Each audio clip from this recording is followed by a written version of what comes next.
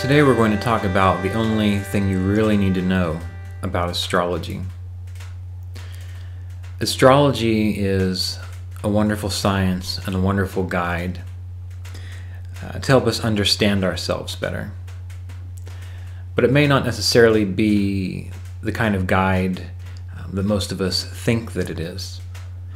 Oftentimes we think that by studying, by overthinking, by diving deeply into astrological texts, by finding the most profound techniques, by finding the proper zodiac, all these things that are hidden through time and space, that by doing that is really what astrology is all about, to give us information in those very specific ways. But the real value of astrology isn't in these things. Now, there is value in what we've just discussed, in the same way that there is value in the rituals of religion, complicated religions. But we have to remember many of the most profound sages, when it comes to spirituality and religion, they would say that all you need to do is simply learn to be quiet, learn to be still. That's all you need to do. Learn to be quiet and learn to be still. And let that be your practice. And that is simple, and that is true, and that is effective. But when we look around, we see all these diverse religions, all these diverse rituals, and some of them are extremely complicated and require all kinds of elaborate clothing and elaborate gestures and elaborate items and rare things. So why do we have that if the simplest approach is the most effective? We have that for the same reason that we have the value of astrology, but we have all these other qualities and characteristics which in time guide us to the real value of astrology, but in and of themselves are simply stepping stones and pointers. So what I want to discuss is, if you could go right to the heart of it all, if you could go right to the heart of what makes astrology valuable, what would it be? So before we do that, let's discuss why certain religions, certain spiritual practices are extremely complicated. Why people say things, you must get the proper inflection of the mantra, and you must wear the right clothing and provide the right flower and the right incense on the right day, otherwise it won't work. Why is that? It's because as humans, we're often caught up in our minds. And our minds are thinking about things, trying to figure things out, trying to make sense of a world that it can't ultimately make sense of. But it clings and it grasps to whatever it can to put it together in a little myopic puzzle and say, there, now I've figured it out. I know this 1 square inch piece of reality, so I know it all. But it doesn't work that way. That gives us a sense of security. But those of you who've been alive long enough know that security, certainty, truly isn't a real thing in the sense of investing our time and our energy into worldly things, into things that our mind wants to put together to make sense of. That's why so many spiritual traditions, philosophical traditions, finally lead to this idea of complete surrender. It's because that's when you reach the understanding that there is an intelligence, a mind, if you want to think of it that way, in existence which causes your heart to beat, which causes the 7 to 8 billion people on the planet to all, most of the time, have their cells function well. Most of the time, which allows us to have highways, which allows us to have humans who invent things like airplanes and cell phones. It's miraculous and it's amazing, and it's nothing that a limited human mind could even conceive of, but somehow it's happened. And especially with technology, it's happened in leaps and bounds over the last 20 or 30 years, which is just a small sliver related to the entirety of historical knowledge, historical time. So that they reach this point where there is a sense and understanding of, wow, there is something much, much bigger than me going on here, and my joys and my sufferings and my experiences are all a part of this whole. And so that's why these spiritual teachings, texts, and traditions eventually lead to this idea of surrender, of letting go, of letting life happen through you without the judgment, the notions, and the concepts of your mind.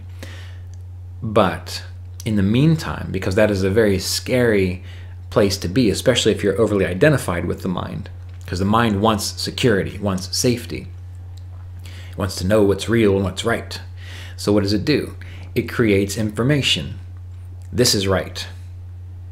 I have the best techniques astrologically, spiritually. I have the proper formula, the proper ritual, the proper whatever, drug, hallucinogen, or sitting posture, or method of living that will allow me to wake up and be clear.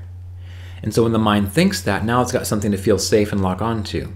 And when the mind feels safe and secure, now consciousness can express, can evolve, because the mind is out of the way. So in a sense, all these things that we think about, all these things that we think are so important, are simply pacifiers for the mind so that consciousness can flow freely. Many people don't like that, and usually those people who don't are those individuals who are hyperfixated on the usefulness of the mind. And I do feel that the mind is useful. It is a wonderful planning tool. It is wonderful for figuring out what's going on in your immediate environment. But as far as the bigger picture goes, you have to leave that mind be eventually. You have to let it go. You have to move beyond it. As it says in the Bhagavad Gita, I believe chapter 15, you have to go to the abode where no one returns. And the reason that it speaks of that, where no one returns, it's where the mind, the personality cannot go, because it is bigger, it is beyond, it is that which encompasses this small sense of self. So we have these rituals, we have these ideas, we have these procedures, we have these formulas to make us think and feel, allow our minds to think and feel safe. So therefore consciousness can flow freely, life can flow freely. It's like if you have someone, a child who wants to plant a garden, and they're just waiting for that garden to grow. Well, what the parent has to do is say, okay, go plant the seeds. And so the kid doesn't go out there and dig them up and ruin the garden. The mom or the parent or the father then says, oh, well, now let's go play over here. Let's go do something else. That's like all these techniques, all these things that we find so important to take the mind or the child away so the garden can grow. So the same is true for astrology. We have all these intense mathematical equations, which I think are very valuable in specific situations. We have all these ideas of planning and prediction, and why do we do this? It goes back to the mind. The mind wants to control life. The mind wants to feel safe. That's why you can even get the worst astrological reading in the world. But if that astrologer has somehow pacified your mind, even if the prediction didn't come right or they were not correct, after that person walks down the path a little ways, they might say, well, it didn't come true, but it allowed me to be calm and clear enough such that I was able to function effectively in the world and not be overwhelmed or stressed out, which means that between that prediction and that session and now the event happening or not, I was able to live a clear, free, joyous life. You see? So that's often what happens, especially when astrologers don't do a good job. Even when they don't do a good job, oftentimes they're being helpful in a way, because it provides the sense of ability to let life happen. It pacifies the mind.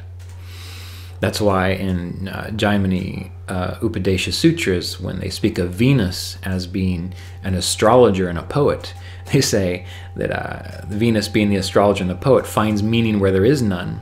The mind needs meaning to be quiet, to feel comfortable. Meaning, oftentimes, is the Valium or the sedative for the mind so that life can happen. So what do we do then with astrology? What is the ultimate, if we could really get to the core of astrology, what would it be?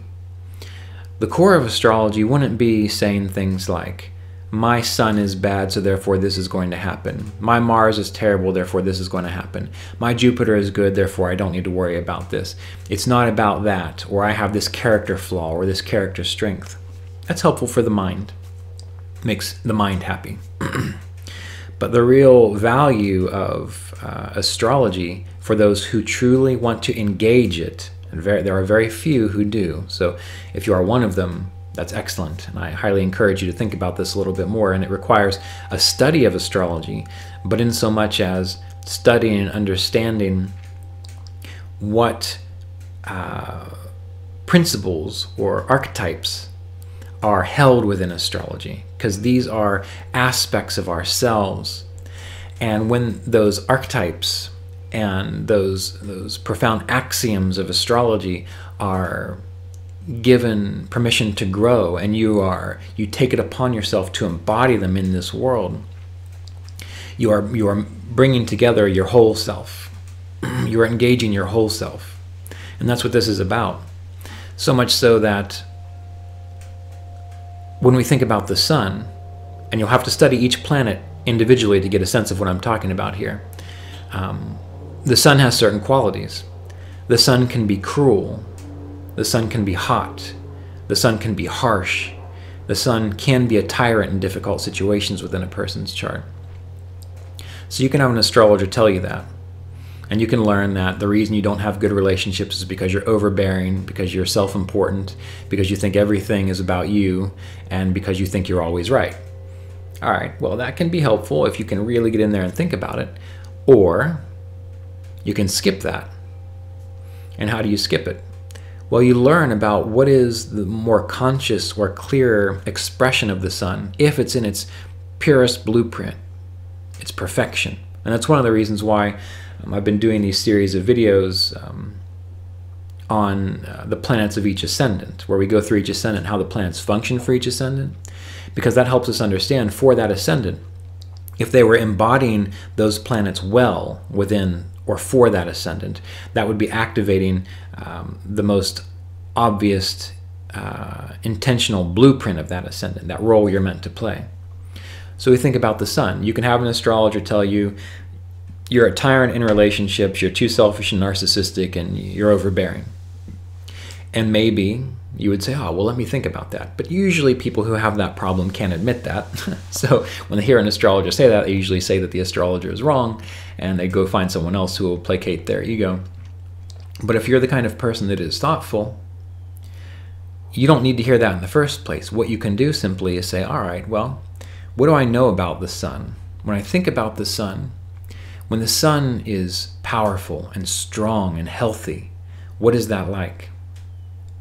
Well, the sun is an extremely masculine force. And, you know, there's some interesting things going on these days about sort of demonizing masculinity as though it's a problem, when really it's just part of consciousness. And there's a healthy expression of masculinity. Being an inspirational leader, being steadfast, being committed to one's duty no matter what, being able to sacrifice for the greater good. A healthy king or leader sacrifices their own life for the good of the whole. That is a healthy version of the sun. It's not a tyrant who makes everyone bend to their will.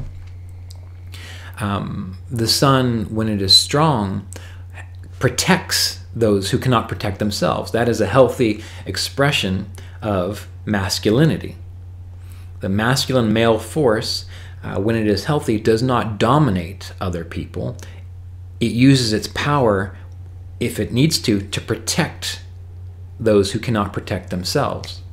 If you think about it on some level, if we have a healthy feminine energy, or truly healthy feminine energy, which is meant to be receptive, and when that feminine energy is receptive, it is profoundly creative and in tune with life itself, and profoundly sensitive and giving and supportive. Well, if you have the masculine energy with that, able to protect that feminine energy, well, then that gives the feminine energy the space it needs to grow. Again, using the idea of the garden. If you are a healthy masculine force, you are that force which protects that garden so the garden can grow. Do we criticize the garden for not being masculine in itself and protecting itself?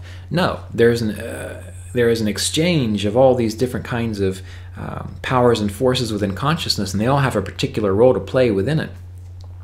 So when we think about things in this way, what we can see is that What we need to know about astrology is, how does each planet function in its healthiest role? How does it function in its healthiest role? Same thing with Mars. Mars causes cuts. Mars breaks things. Mars finds problems. Mars is aggressive and reactionary. Well, if that's all you are, is turned on all the time with that Mars, that is not a healthy Mars. And we see this in the story of Narasimha, where Narasimha arises to destroy the evil, to take care of the problem, but when the problem is taken care of, Narasimha becomes calm again. So a healthy Mars is not always on, not always aggressive. And that's a problem that we often have when we talk to astrologers and say, you've got a very strong Mars because you are aggressive, you don't take no for an answer, you're like Aries, you charge forth into the battle. That's not a strong Mars. That's a Mars that doesn't know when to turn himself off. So that is an unhealthy Mars. A strong Mars is the farmer who is the soldier, who, when trouble arises, that farmer turns his plow into a sword and goes and defends his land. But when the problem is over, he turns it back into a plow and goes back to farming. We need aggression to defend things from time to time. There's a reason there is a defensive dharma, a defensive purpose, a defensive culture. That is part of consciousness that has to play out. Even in the highest ages, there are descriptions of war and aggression. But it's like anything else. Taken too far, it becomes a problem. Same thing with positive influences, such as the moon or Venus. Venus is about the finer things in life, luxury, comfort, appreciating beauty. Well, that has a place. But if that's all a person is about, is the finer things and luxury and beauty, the moment a problem arises, they can't handle it and they get taken over or beat down or become someone's doormat. So what we see here is there's an interplay of all these characteristics of ourself, these archetypes of ourself, held within the information of astrology, the astrological principle of the sun, the moon, Venus, Mars, Mercury. All of them have a power, which is a representation of our own consciousness, which is a representation of God, divine itself. And the purpose, the power of astrology isn't in the prediction, isn't in the fortune telling, isn't in the, ooh, let's see how interesting this is and can I get this right? It's not about that. It's about understanding these are all parts of ourselves and integrating them. And you don't need an astrologer to tell you that. All you need to do is study. What does Jupiter stand for? What does Jupiter represent when Jupiter is working well? When Jupiter is really expressing its highest, most healthy characteristics? What is the problem with Jupiter when he's not functioning so well? And oftentimes these can be understood through the Lajatati of Vashtas. So I haven't quite updated the downloadable course yet, but there's still good information in there. So if you go to AshevilleVedicAstrology.com and you go to the downloadable courses, there's a downloadable course on the Lajatati of Vashtas, which goes through each planet and how it functions in relationship to its enemies and its friends. Usually when it's supported by its friends, it'll show its higher manifestations. When it's influenced by its enemies, it'll often show its lower manifestations. Also, in the Art and Science of Vedic Astrology, Volume 2, that book, there's a whole section on Lajatati of Vashtas that outlines each of these things. So if you want to learn more about this, first study the planets on their own. Figure out what is the qualities of each planet in strength and in difficulty. There are many books that express that. The Art and Science of Vedic Astrology, Volume 1 speaks to that, as well as the free 52 video course on this channel. There's a section that goes through each of the planets and discusses each of the planets. So it gives you something to contemplate. And then what you do is you think about each planet and you ask yourself, all right, am I expressing the more negative qualities and attributes of this planet in the way I live, in the way I think, and the way I am? Or am I expressing the positive, healthy aspects of it? So it takes some profound self-inquiry in this regard. And if you can really truly take note of the differences, then what you do is as you live your life, when things arise, when you respond to certain things, when you think in a certain way, you ask yourself, how do I need to shift and change my behavior such that I am expressing a healthy Mars? So I know which battles are worth fighting for. Or is that Mars coming out and I just feel that aggression. I just have to be right. My ideal is right. I have to make people believe it's right. Do you recognize that? And do you back up and say, all right, is this because this is a healthy battle to fight, or is it because I am too fanatically attached to a mental ideal that I want to enforce upon the world because people are different than me and I don't like that? So you do this with each planet. And then you don't have to worry about astrology, because then your planets are going to function as well as they can for your life path and your role. And that is how you actualize your limited human purpose as a divine, individualized aspect of the unlimited consciousness in this life. And one final thing I would say about this is, as you study these things, many people fixate on the planet they like best, or the planet that they feel has it all for them. And we have to remember this is about integration. So you don't fixate on one planet and say, well, I really have to work on my Mars, and I'm living in this Martian way, so therefore when it's time to be like Venus, which is to bring comfort to someone else, to nurture someone else, to help reveal beauty to someone else, to bring flowers to someone who needs it, to do those things that a Martian might think is petty and stupid and a waste of time, the Venetian understands that bringing a gift to someone who really needs their spirits lifted is just as important as the problem-solving aspects of Mars. So you also then, the second stage is learning how to move between these aspects of your consciousness appropriately, such that you are flexible and adaptable, and you are expressing the full range of what it means to be a human in this world. And each of the planets represents an aspect of our humanness that we are integrating, and we are meant to be able to flow between those when it's appropriate. Sometimes it's appropriate to be receptive like the moon and in a creative space where you're not trying to force or do anything, you're just simply waiting and intuiting. Other times it's important to get in there and, like Mars, and say, there's a problem that needs fixed, let's deal with it right now, no fooling around, I don't care what you say, that's what we're going to do. There's a time to be like the sun, where you are a noble leader and you are sacrificing your own needs for those of others. There's a time to be like Saturn, when absolutely nothing you can do will change a situation, and you are in the pits of despair and suffering, and it feels like life is crushing you. But you call upon Saturn, and you pull up detachment, and you pull up poise, and you may still cry, and you may still experience grief, but you continue walking through it. You continue moving forward. You don't let it get you down. You are able to endure and suffer, because that is also part of the human experience. There's a time to be playful, make stupid videos and poke fun at people, have a good time, communicate, share ideas. There's a time for that mercurial triviality of life. Research and analysis of life that Mercury gives. There's a time for Jupiter to see the good in all beings, to be friendly to all people. There's a time for each of these things.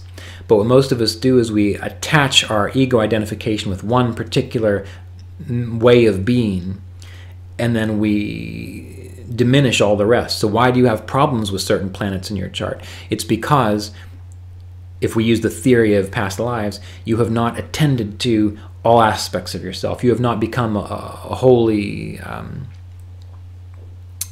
actualized or integrated human being. You have hyperfixated on Mars, where you got to prove everything, and you're just right, and you're going to find all the holes and problems in everyone else's dilemmas, and you're going to point it out to them, and if they don't agree with you, well, screw them. I'm not going to answer your emails. You focus too much on that. Or you become like Jupiter, where you've put too much emphasis on forgiveness and seeing the good in all people. And so therefore, you get taken advantage of. Grace and good fortune comes to you, but then you continue to think that it's going to come to you when really you need to activate Saturn and Mars and get to work and work hard. So you see, there's a full range, a full spectrum that we're here to work on. And we have this is what this life is about, is working on this, which is why ideally I often recommend people truly to look at things like meditation. Since I'm a Kriya Yoga teacher, I focus more on that, because many of the teachings within the Yoga Sutras, within the Bhagavad Gita, directly speak to developing oneself as a whole person, rather than astrology. But I'm also an astrologer. And I know it's fun to think about things like the archetypes of the planets. I know it's fun to get into techniques. I know it's fun to get into debates. I know it's fun to go down rabbit holes of things that you'll never be able to prove in your lifetime. Why? I don't know. It's just part of the expression of our consciousness as an astrologer. So if there's one thing that you need to know about astrology to get to the core, the root of it, the true purpose of it, it is understanding the philosophy behind it and starting with the planets, number one. And you can take it further, particularly with Vedic astrology. I've not studied Western that much, if at all, really, just in passing. But even doing a study of each of the houses and modes of life, study of the Vargas and what they mean, by getting a sense of what they are and how they would function in their highest ideal situation with each planet, how they would function in each of those Vargas, in each of those houses, in each of those signs, that tells you, that gives you the profound blueprint for a successful, individualized human life in this realm, this temporary realm of time and space. So this is the real value of astrology. It doesn't require any astrologers. It simply requires you to study these things and then take a scalpel to your ego, take a scalpel to how you live your life, and really get in there and pick it apart, dissect it, and then start rebuilding yourself in line with the highest, clearest principles of each planet. The highest, you will become effective. You will become a good problem solver. You'll be able to see the good in others. You will be patient. You will be kind when you need to be kind. You will be able to grieve when it's time to grieve. You will be able to suffer when suffering comes. You'll be able to enjoy and play and have fun and not take things too seriously when that is appropriate. And then you will be a healthy, realized human being. And then I would say you are profoundly prepared to engage in the practice of yogic meditation, because you will then be psychologically healthy. And you can even then go beyond these things, which is the whole point of it, to go beyond the mind. Astrology itself is all of the realm of the mind and the astral areas of life. We need to learn how to function in those areas. But as we see by studying things like the Yoga Sutras and the Bhagavad Gita and Vasista's Yoga, we are working through transcending these things, to go beyond, to go to that place which no one returns. No one returns. Specific there, no one returns. But then you become the whole and you don't worry about this stuff anymore. And everything that you do, the mantras, the gemstones, the yagyas, all those are simply reminders to keep you focused and anchored on that direction. That's really the role of those things. So consider this when you think about the value and the purpose of astrology in your life.